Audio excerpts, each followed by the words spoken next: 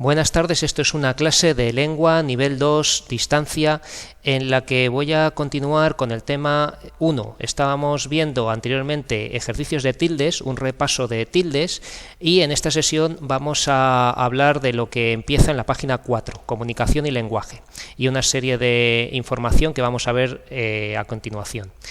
Bueno, en esta clase, antes de nada, quería recordarles a ustedes cómo va lo del aula virtual. Ya saben que tienen que estar matriculados. Yo aquí en participantes no lo voy a abrir porque no quiero que se vean nombres de alumnos. Tienen que estar aquí. Si no están matriculados en el aula virtual, no pueden entrar y no pueden ver los contenidos ni hacer los ejercicios. Entonces espero que ya estén matriculados quienes están cursando esta asignatura. Por lo demás, aquí tienen mi correo electrónico, ruego que me escriban bien a ser posible, identificándose, diciendo quiénes son, de qué grupo son y qué es lo que quieren. Y luego, los exámenes, que ya dije el otro día, que tenemos aquí las fechas ya puestas, por lo tanto tienen que tener libre ese día para poder asistir al examen. Tienen que pedir un día en el trabajo y buscar a alguien a quien dejar a sus hijos o lo que sea. Y luego las clases grabadas están las del año anterior, que son muy útiles porque ahí está todo lo que voy a decir y puede que incluso mejor de lo que diga este año, y luego las de este año que están tanto en Mediateca como en YouTube. ¿Vale? Y nada, ya estamos viendo el tema 1, aquí está el PDF, que es lo que estamos viendo, y no sé si funciona este enlace, pero pueden enviar aquí algunos ejercicios de ortografía que puse, si los quieren enviar para la evaluación continua. El cuaderno, ya os conté que el cuaderno, si quieren enseñarlo el día del examen, también va a contar para nota. Si estamos viendo, ¿dónde está? Aquí, instrucciones para el cuaderno, 10% nota. Bueno, esto lo tengo que actualizar, 2025-2026, pero lo demás es lo mismo, ¿vale? Aquí están las instrucciones de cómo se califica el cuaderno y cómo tiene que estar. Y luego, también en nivel 2, voy a... quizá aquí no lo ven ustedes, pero puede que mande leer este libro, un viejo que leía novelas de amor, de Luis Sepúlveda, ¿vale? Aquí está en PDF, y lo que pasa es que no habrá momento de hacer un examen presencial porque solamente vienen ustedes a un examen por trimestre. Entonces, si consigo preparar en el aula virtual un cuestionario que se haga vía internet, lo mandaré. Si no, pues simplemente pueden leerlo porque es una novela bonita y está bien. Bueno, pues nada, lo que había dicho era que iba a dar esta clase de comunicación y lenguaje. Bien. Lo primero, tenemos que destacar el concepto de comunicación, que es el proceso, como tenemos aquí. La comunicación es el proceso de transmisión de información de un emisor a un receptor a través de un medio. Es decir, tiene que haber alguien que emita el mensaje, alguien que lo reciba, y tiene que haber una vía por la cual llegue esa información. Si yo hablo a otra persona, pero entre nosotros dos, se interpone una pared a través de la cual no llega el sonido, entonces no hay comunicación. Si yo estoy hablando solo y no estoy hablando a ningún receptor, eso tampoco es comunicación. Si hay un receptor que está escuchando muy atentamente, pero no hay un emisor, eso tampoco es comunicación, ¿no? Entonces, tiene que haber estos tres factores para empezar: emisor, un receptor y un medio. La información transmitida tiene que tener un carácter intencional, es decir, tiene que haber intención comunicativa. Toda comunicación conlleva intención comunicativa. Lo que se quiera transmitir tiene que ser con una intención. Si una persona transmite información sin querer, está, por ejemplo, diciendo algo en voz alta para sí mismo y le oyen, eso no es comunicación en el fondo. Si una persona está cantando en la ducha y le oyen cantar, eso tampoco es comunicación en el fondo, es simplemente que las personas pues le han escuchado o lo que sea, ¿no? Y bueno, y lo mismo con una señal de humo, por ejemplo, que quiera hacer alguien para que lo rescaten. Si se ha quedado en una isla desierta y está haciendo humo para que le vea un barco, pues eso sí sería comunicación, pero si hay un incendio y sale humo, eso no es comunicación. La comunicación puede ser verbal, no verbal o una combinación de ambas. Los humanos usamos la comunicación verbal. Nosotros, los seres humanos, utilizamos normalmente la comunicación verbal en gran medida, con esto que estoy haciendo ahora, que es hablar, ¿no? O escribir, eso sería comunicación verbal. Pero toda comunicación verbal siempre, en la mayoría de los casos, cuando estamos hablando en persona, estamos hablando con alguien que tenemos delante, suele ir acompañada de una comunicación no verbal, de expresiones de la cara, de las manos, de la proximidad, la proxémica, ¿no? La kinésica, que es estos los movimientos. Hay una serie de ciencias que estudian toda esa comunicación no verbal y se transmite mucha información también de esa manera. Pero bueno, nosotros vamos a hablar de la comunicación verbal, que es lo que nos interesa ahora mismo en la asignatura de lengua. Y en todo acto de comunicación tienen que aparecer los siguientes elementos, los famosos elementos de la comunicación. El emisor, que es quien emite el mensaje. El receptor, que es quien recibe el mensaje. El mensaje, que está constituido por las informaciones, voy a poner la información mejor, por la información que el emisor envía al receptor.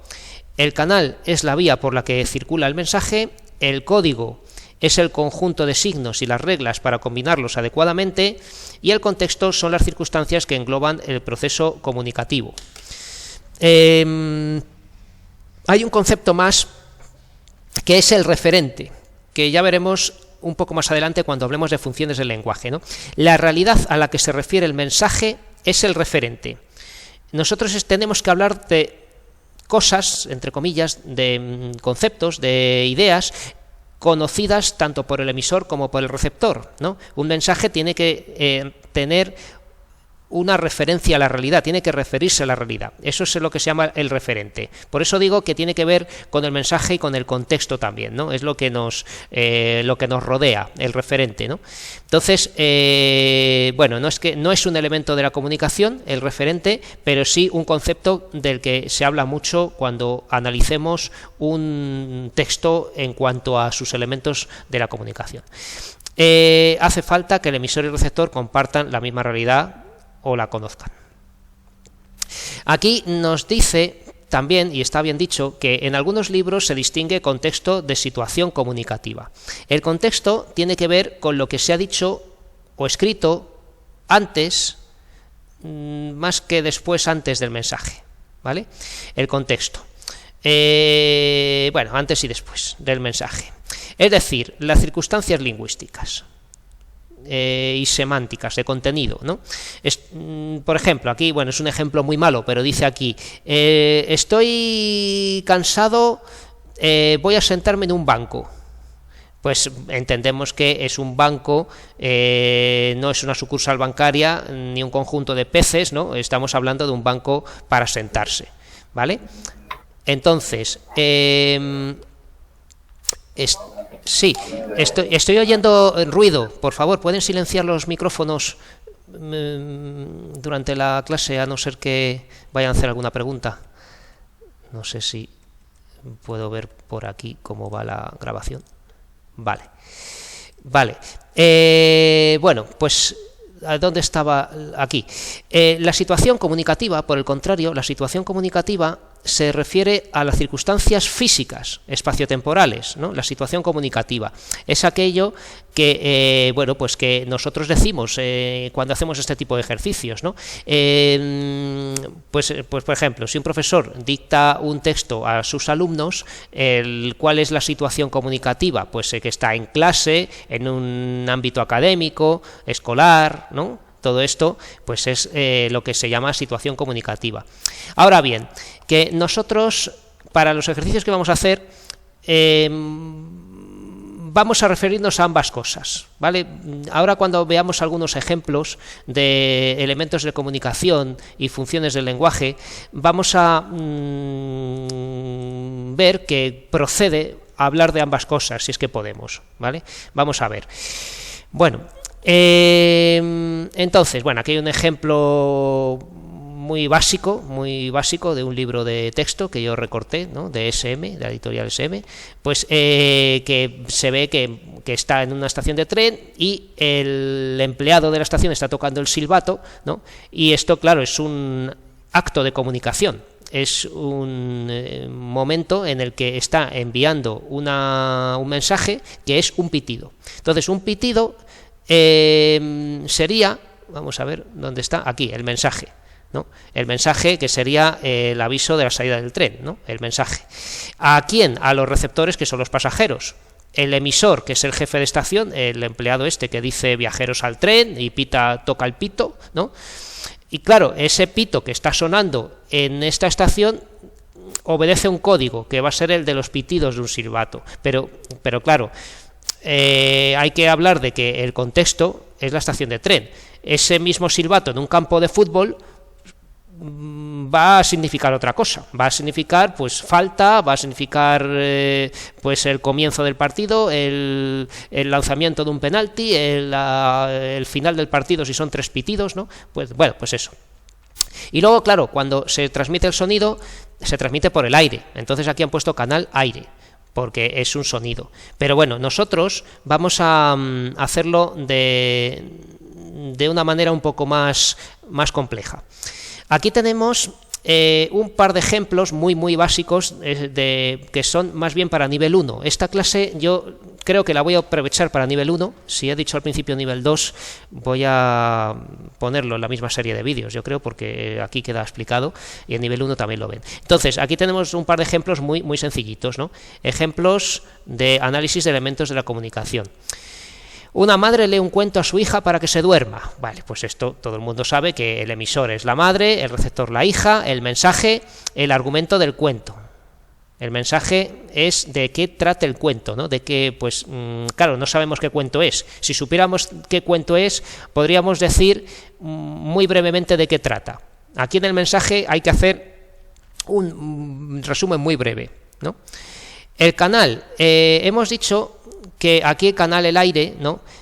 Más que hablar del aire como fenómeno físico de cómo se transmite el sonido, ¿no? Y esas cosas, lo que queda casi mejor es decir transmisión oral, simplemente para distinguir que este texto, este mensaje, o sea, lo que es una madre leyendo un cuento a su hija, es un mensaje que se está transmitiendo de manera oral. La madre está leyendo el cuento, está vocalizando y están comunicándose de manera oral, ¿no? Entonces, cuando sea algo escrito, lo diremos también. El código, pues la lengua que hablen. El código es la lengua española en muchos casos, ¿no? Cuando estemos, bueno, aquí en nuestra asignatura siempre, porque estamos estudiando lengua española o castellana. Entonces, el código, la lengua que hable, suponemos que español. Y el contexto, pues podemos describirlo un poco. Escena familiar, a la hora de acostarse, porque dice que para que se duerma, pues supongo, bueno, esto es una deducción, esto puede que se lo esté leyendo a la hora de la siesta, no lo sabemos, ¿no?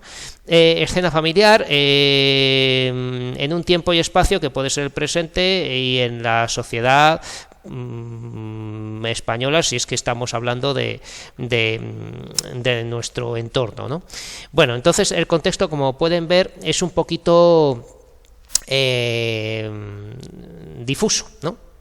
Vamos a ver más ejemplos y ya concretaremos, ¿no? Bueno, pues hemos visto ahora vamos a ver este. Un amigo le escribe un WhatsApp a otro para quedar. Entonces, emisor, un amigo, receptor, el otro, ¿no? Mensaje, pues ¿cómo resumimos este mensaje? Pues una propuesta de quedada, ¿no? O propuesta de encuentro, o invitación a quedar, o algo así, podríamos decir. Canal, el canal, aquí se me ha olvidado poner y habría que poner transmisión escrita, porque dice, un amigo le escribe un WhatsApp, no le está mandando un audio ni una llamada, ¿no? Transmisión escrita. Y está bien decir que es a través de un teléfono móvil, no es un ordenador, no es no sé, otra cosa, ¿no? Entonces, se está enviando un WhatsApp a otro, supuestamente a través de un teléfono móvil. Código, pues suponemos que estamos en España, pues lengua española, el código. Y contexto, sabemos que un WhatsApp es algo moderno, no se están enviando una paloma, ni se están escribiendo un pergamino, ¿no? Entonces, sociedad española actual, ¿vale? El contexto, como pueden ver, lo de sociedad actual queda muy bien cuando siempre que sea un texto ambientado en el presente. Y luego, si queremos concretar un poco más, pues en el momento y lugar en el que estén, que puede ser en casa o en la calle o donde sea, ¿no? Bueno, pues esto, un par de ejemplos que se pueden dar para ejemplos bastante sencillos. Pero, ¿qué pasa con una obra literaria? Pues que tenemos esto del doble circuito de comunicación. Doble circuito de comunicación que ocurre en textos literarios. Si yo les pongo esto, avisaré de que os voy a pedir los dos circuitos de comunicación. Si no, os diré cuál, ¿no? Pero veamos lo que ocurre. Tenemos aquí un fragmento de una novela de Benito Pérez Galdós. Benito Pérez Galdós es el famoso autor del realismo español, de una corriente literaria que se llama realismo y que abarca finales del XIX y un poco de principios del XX, y que trata de describir la sociedad y momentos recientes que ocurrieron. Aunque Benito Pérez Galdós, en esta novela en concreto, está escribiendo sobre un episodio del pasado histórico de España, porque va a hablar de la batalla de Trafalgar. Los episodios nacionales, ¿no? Episodios nacionales son una serie de novelas de Galdós, son 46 novelas que repasan de manera ficticia, realista, pero con personajes inventados, los últimos o los anteriores años a la época que vivió Galdós, ¿vale? Benito Pérez Galdós, esperamos un momento que vamos a ponerle cara a Galdós, ¿vale? Para que veamos quién es, ¿vale? Este famoso cuadro de Joaquín Sorolla, ¿verdad? Tenemos aquí las imágenes, estos retratos de pensador, ¿no? Y bueno, podemos ver directamente en Wikipedia toda su trayectoria, ¿vale? Entonces, la imagen de Galdós más famosa es esta con el bigote, y estaban en los billetes de 1000 pesetas, cuando había pesetas en España. Bueno, en fin. Benito Pérez Galdós vivió en el siglo XIX y murió a principios del XX. Entonces, esto, cuando hablemos de del contexto, no vamos a hablar de la sociedad actual, porque Galdós vivió en el siglo XIX y en los primeros 20 años del siglo XX. O sea, hace bastante más de 100 años, ¿vale? Entonces, ya no podemos poner en el contexto sociedad actual. Y bueno, dicho esto, vamos a leer estas 3 líneas de la novela Trafalgar que hemos dicho. Y dice así: se me permitirá que antes de referir el gran suceso de que fui testigo, diga algunas palabras sobre mi infancia, explicando por qué extraña manera me llevaron los azares de la vida a presenciar la terrible catástrofe de nuestra Marina, ¿no? ¿Qué terrible catástrofe de nuestra Marina es? Pues estamos hablando de la batalla de Trafalgar, ¿vale? La batalla de Trafalgar es conocido por ser el lugar donde Inglaterra ganó en una batalla naval a la flota combinada, que se llamaba así, de España y Francia. En ese momento España estaba aliada con Francia, muy a su pesar, ¿no? Para nuestro perjuicio, ¿no? Porque fue una especie de obligación de chantaje así de una alianza que tenía que tener España. Pero bueno, el caso es que todavía, bueno, estaba ascendiendo Napoleón al poder, y Francia estaba después de la Revolución Francesa, pues en guerra con distintos países vecinos, ¿no? Y entre ellos España. Entonces Inglaterra vino con su flota a pelear con nuestra armada. Batalla de Trafalgar. ¿Vale? Todo esto no hay que hacerlo en un examen, ¿no? Pero que sabemos que fue esta batalla de 1805, ¿no? Entonces, ¿qué pasa? Pues que Benito Pérez Galdós vivió en 1860-1880 y se está refiriendo a 1805. ¿Vale? Entonces ya estamos viendo que todo esto hay que ubicarlo en el tiempo. En fin, vamos a ver lo que pasa en el circuito externo. Entonces, el circuito externo es el siguiente. El emisor, quien emite el mensaje, es el autor, ¿vale? El autor de la novela. Benito Pérez Galdós nos envía un mensaje ¿a quiénes? A nosotros los lectores, ¿vale? Los lectores somos nosotros, entonces somos el receptor del mensaje. ¿Y cuál es el mensaje? Pues el mensaje es el resumen de la novela, que podía resumirse así: el testimonio de un joven que se enrola para la batalla naval de Trafalgar y participa en ella. Aquí, si volvemos a leer el texto que está al principio de la novela, dice así: se me permitirá que antes de referir el gran suceso de que fui testigo, que es la batalla de Trafalgar, diga algunas batallas sobre mi infancia, explicando por qué extraña manera me llevaron los azares de la vida presencial. Entonces, el personaje que cuenta la historia va a contar su vida porque cuenta por qué participó en esa batalla, ¿no? Bueno, el canal, pues tenemos que es transmisión escrita o lengua escrita, ¿vale? Y es a través de un libro, porque es una novela. El código va a ser lengua española, que es el código que estamos utilizando para entendernos, y el contexto, bueno, podríamos decir que aquí hay dos opciones, y esto lo voy a matizar. Podemos tener el contexto actual, ¿vale?, que sería así: las circunstancias en las que leamos el libro en nuestra sociedad en el presente. O sea, si leemos ahora el libro, pues el contexto es el que tenemos ahora. Nuestra sociedad española actual, democrática, occidental. Pero también podríamos decir que el contexto podría ser la sociedad de la época de Galdós, ¿no?, que sería el siglo XIX, ¿vale?, finales del XIX, sociedad de la época de Galdós.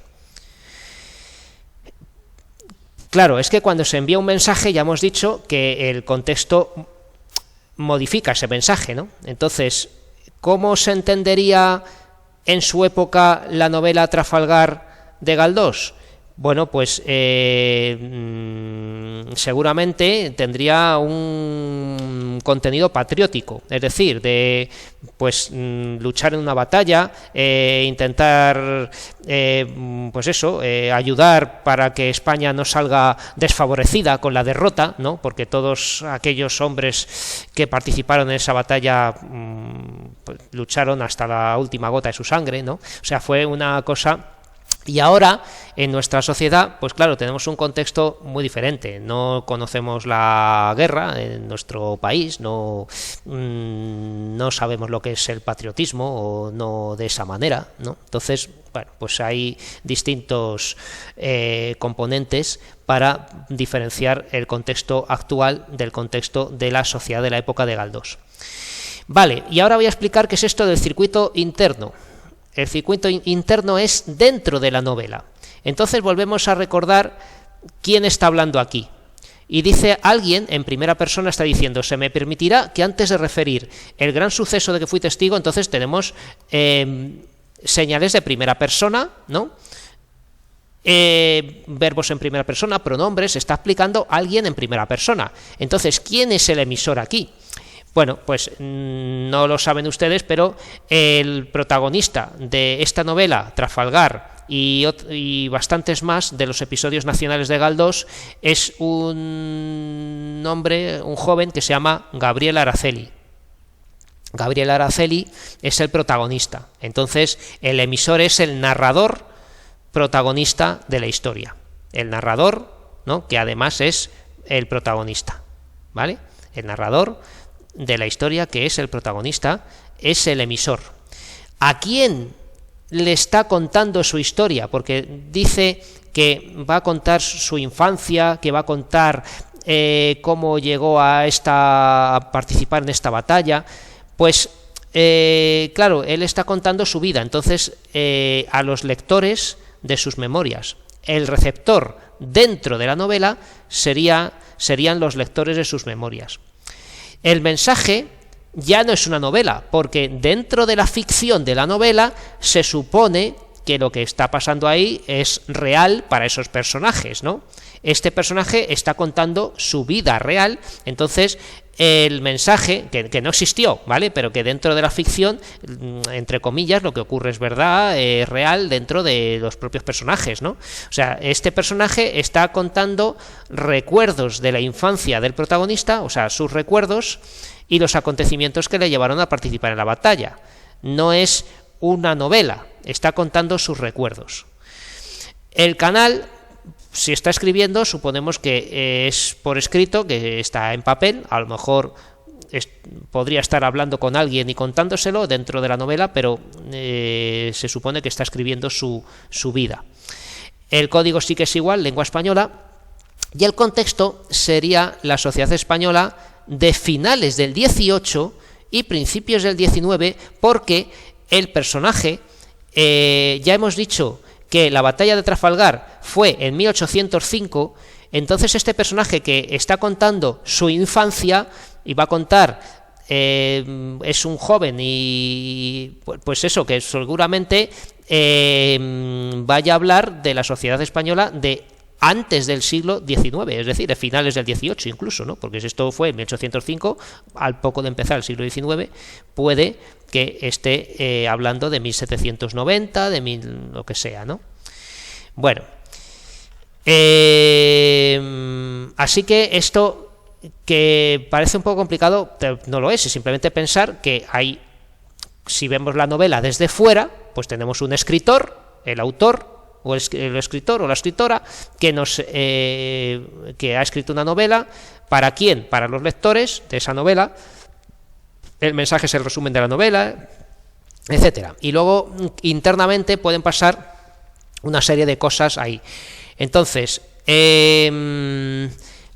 aquí tenemos que hacer esto mismo con una novela o en un fragmento de una novela del personaje literario Sherlock Holmes, el detective, ¿no? Entonces, vamos a ver si lo puedo enseñar aquí, ¿vale? A ver si, un momento, voy a pausar un momento esta grabación y voy a buscar, porque creo que tengo la foto de la pizarra. Vale, pues lo que quería contar era que en este texto nos dicen que analicemos el doble circuito comunicativo, que es el inicio de un relato de Sherlock Holmes, el famoso detective creado por el escritor Sir Arthur Conan Doyle, ¿no? Arthur Conan Doyle es un escritor inglés también, también, ¿no? Que antes hemos hablado de un español, y aquí, si lo buscamos, Arthur Conan Doyle era médico también, por lo que vemos aquí. Bueno, pues este es el creador del famoso detective Sherlock Holmes, ¿vale? Sherlock Holmes es un detective de Londres de finales del siglo XIX o principios del XX, ¿no? En una época en la que la ciudad de Londres está bulliciosa de gente y hay asesinatos y esas cosas, entonces hay siempre materia de interés de los detectives, ¿no? Y los policías, ¿no? Entonces, de Sherlock Holmes, aparte de las clásicas novelas, ¿no? Aquí tenemos el clásico detective con su pipa y su lupa, ¿no? Estas cosas, ¿no? Pero son muy famosas, lo digo por la serie de recomiendo que vean la serie que salió en Netflix, pero que creo que también está en Amazon, ¿no? De Benedict Cumberbatch, ¿no? De este actor, y luego, bueno, pues Martin Freeman también. O sea, esta serie es estupenda, ¿vale? Está actualizada, o sea, hecha como si fuera detective en el siglo XXI, ¿no? En Londres en la actualidad, ¿vale? Entonces, bueno, pues si no la han visto, la pueden ver. Bien, entonces, dice así el texto. Al repasar mis notas sobre los 70 y pico casos en los que, durante los últimos 8 años, he estudiado los métodos de mi amigo Sherlock Holmes, descubro que se puede calificar a muchos de trágicos, a algunos de cómicos, a bastantes simplemente de extraños, pero a ninguno de vulgar. Y es que, como Holmes no trabajaba para enriquecerse, sino por amor a su arte, se negaba a intervenir en cualquier investigación que no tendiera a lo infrecuente o incluso a lo fantástico, ¿no? Dice así esto.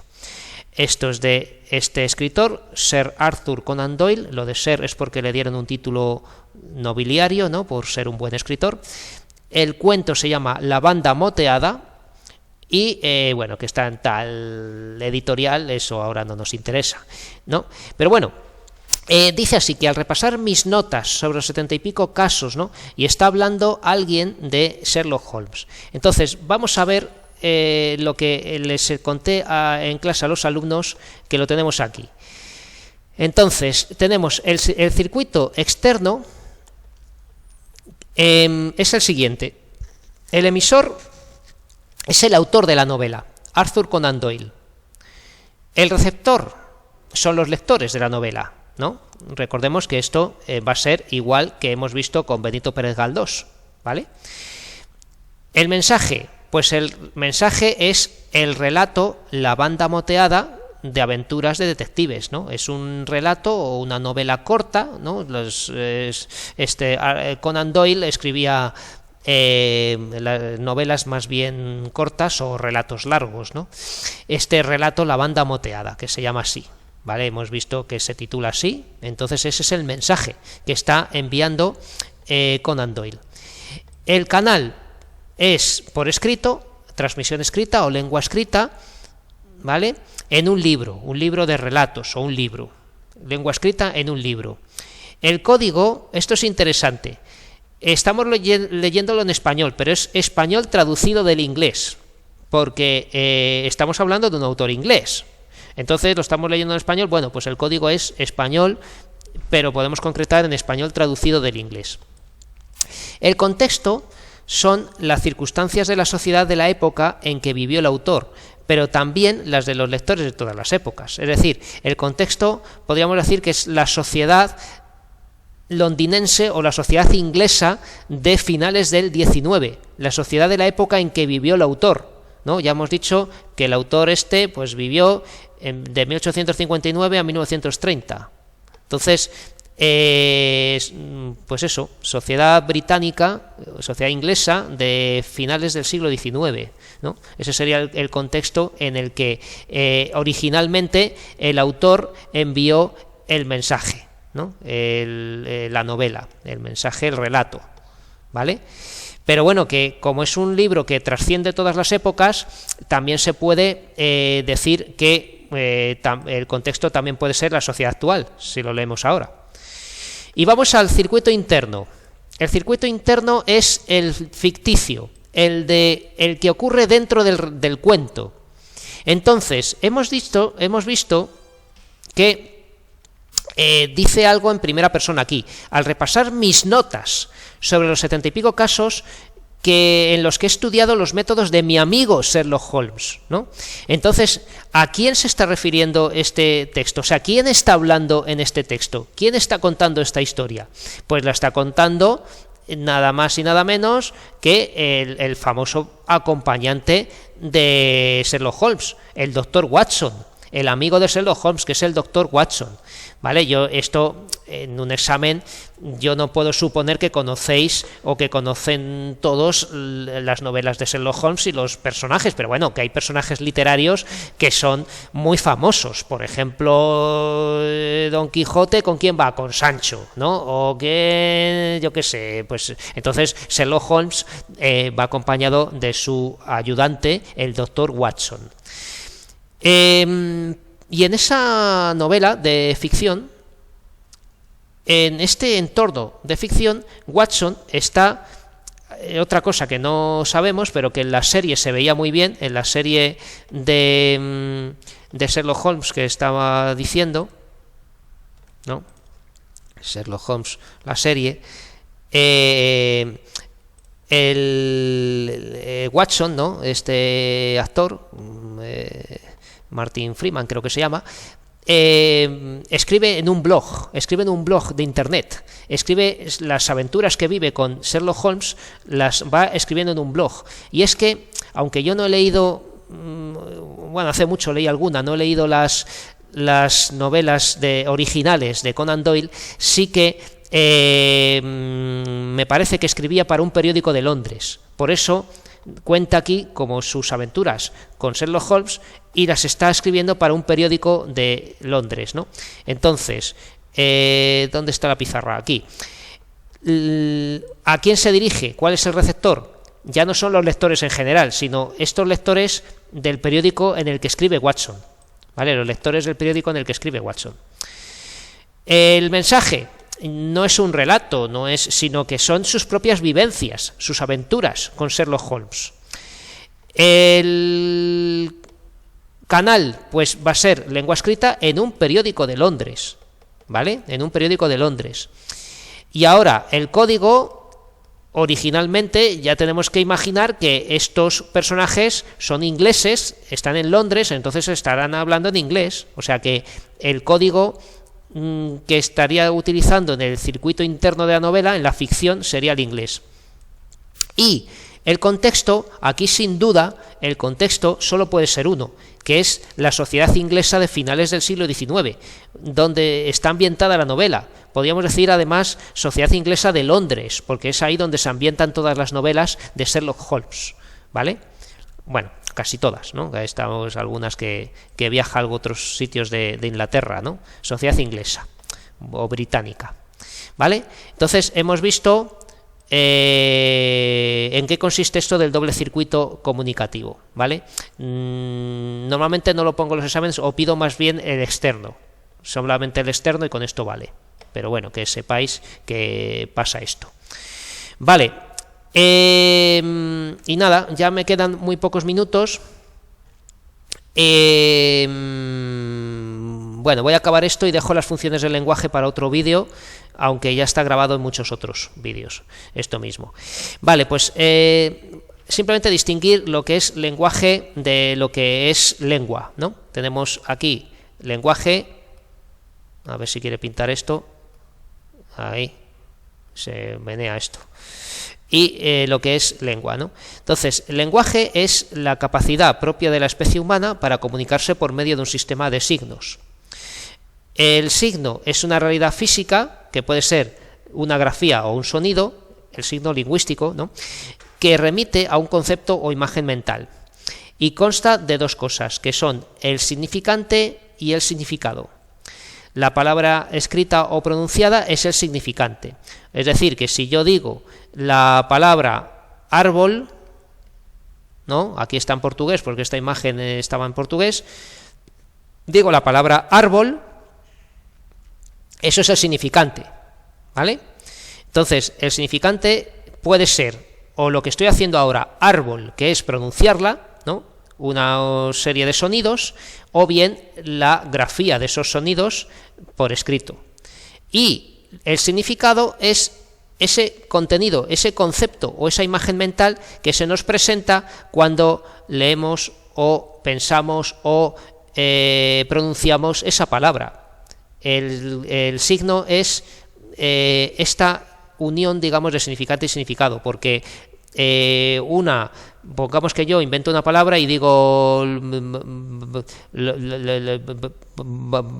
Barloa, ¿no? O yo no sé, me invento una palabra. Entonces eso es un significante que no tiene significado. No tiene significado y por lo tanto no es un signo lingüístico.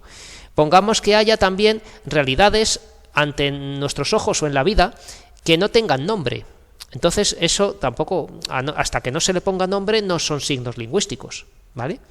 Bueno, entonces los signos están organizados en un sistema. Un sistema es un conjunto de elementos que existen unos en función de otros, que no pueden existir independientemente, alto no tiene sentido sin bajo, ¿no? Y por lo tanto se dice que una lengua es un sistema semiológico. Semiológico quiere decir de signos, ¿no? Que es esto. Y luego, una lengua es una manifestación concreta del lenguaje verbal, ¿no? Hemos dicho que el lenguaje es la facultad o capacidad propia de la especie humana para comunicarse. Entonces, esa facultad, esa capacidad de comunicarse se puede concretar en una lengua que se establece como vehículo de comunicación en una comunidad de hablantes, ¿no? Que por convención y por avatares del destino se convierte en lengua, ¿no? En la lengua, una lengua se dice a veces que es la lengua de un país que tiene un ejército, ¿no? Porque claro, una lengua se acaba expandiendo y difundiendo por medio de, pues bueno, por la expansión cultural y pues bueno, y hasta militar de un país, ¿no? De cómo se ha ido formando, ¿vale? A lo largo de la historia. Una lengua, pues eso, una lengua histórica es la manifestación concreta del lenguaje verbal para una cierta comunidad de hablantes, como puede ser el español, el inglés, el francés, y se dice que una lengua tiene 3 variedades. Las variedades diatópicas, que son en el espacio geográfico. Dia significa a través y topos lugar, ¿no? Y entonces las variedades diatópicas en el espacio geográfico dan lugar a los dialectos. Por ejemplo, el extremeño, el andaluz, el canario, ¿no? Entonces, los distintos acentos de las regiones, estos son dialectos, ¿vale? En Cataluña tienen distintos dialectos también, hay dialecto de Lérida y dialecto de Gerona, o lo que sea, ¿no? Bueno, diastráticas, las variedades diastráticas son las que tienen que ver con los estratos o grupos socioculturales, que se llaman sociolectos. Entonces, los sociolectos son el habla vulgar, el habla estándar y el habla culta, ¿no? Porque son los estratos, los niveles, ¿no? De la sociedad, ¿vale? Los que están más abajo cometen vulgarismos, ¿no? Que pueden decir me se ha caído, no sé qué, y entonces sería el habla vulgar, y puede haber gente muy formada que tiene un habla culta. Entonces esos son variedades diastráticas que se llaman sociolectos. Los sociolectos también se llaman niveles de la lengua, ¿vale? Que puede ser vulgar, estándar y culto, ¿vale? Los niveles.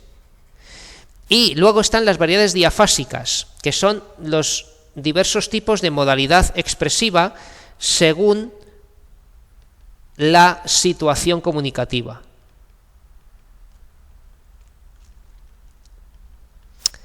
Entonces, esto da lugar a los registros. Y los registros, ¿vale? Los registros pueden ser el informal, cuando alguien está con sus amigos, también podríamos decir coloquial, y el formal, si estamos en una situación formal, ¿no? Que requiera, bueno, pues por ejemplo, ante un agente de la autoridad, ante un funcionario o la redacción de no sé, de un texto que vaya a ser, no sé, que tenga una cierta responsabilidad, no sé, un contrato o algo así, ¿no? Entonces, estos son los niveles, las variedades diastráticas, y las diafásicas son los registros. ¿De acuerdo? Entonces, una persona puede pertenecer a veces a un estrato bajo, vulgar, ¿no? Porque no ha tenido educación, pero sí puede ser formal, ¿no? O sea, que y hay personas cultas que pueden hablar de manera informal cuando están con su familia, ¿de acuerdo? Entonces, esos son los distintos niveles de la lengua.